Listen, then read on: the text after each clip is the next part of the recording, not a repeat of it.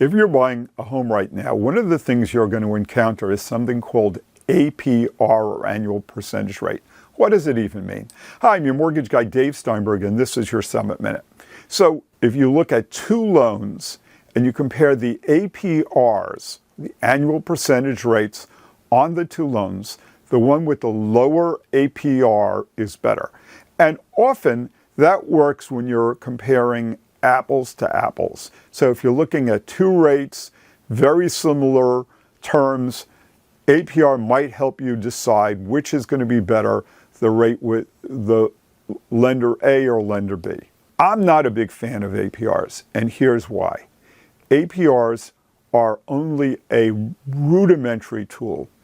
It doesn't really help you make the decision in an intelligent way. So I'll give you a couple of examples and try to explain where APR doesn't work well. So let's talk about an imaginary situation using today's rates.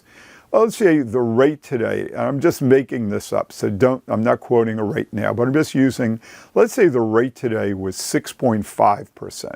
And for a mortgage at 6.5%, you'd have a 6.6 APR.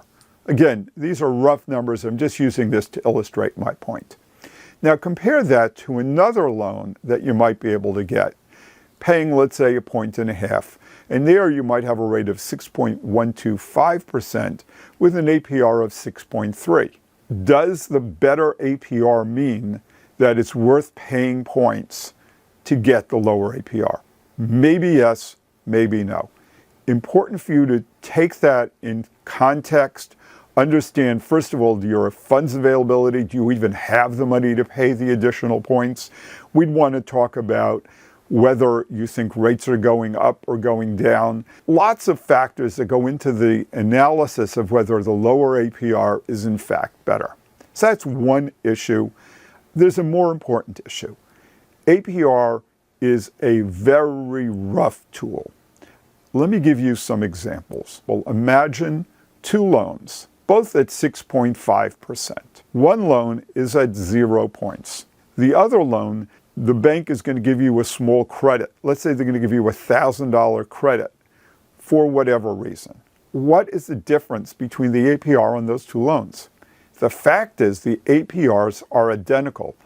APR, because of the way the calculation is structured, does not give you any benefit for having a bank credit of, let's say, $1,000. If you ask me, I had two choices, one with 0 points and one where the bank was giving me a credit, I would take the one with the credit virtually every time.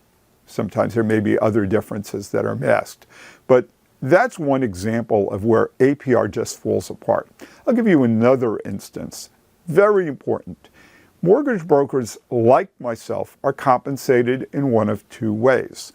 We're either paid in a manner called lender paid, or we're paid in what's called borrower paid.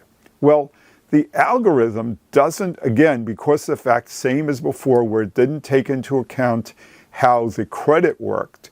Here, let's say in both cases, you were going to get a net 0 points. But if you were lender paid, the APR would be significantly lower, maybe 20 basis points lower than the APR on the borrower paid, even though the economics are identical.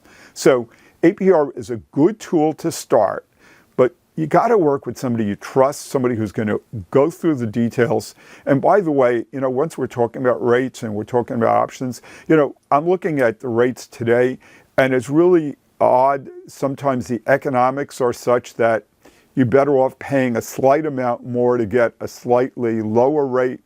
In fact, sometimes it's even weird. I saw it today in one of my pricing exercises that I was quoting a client a mortgage rate, and for him, 6 5/8 was cheaper than 6 3/4. Now, I don't understand that, but I just know that happens sometimes because different lenders are pushing different rates in different products.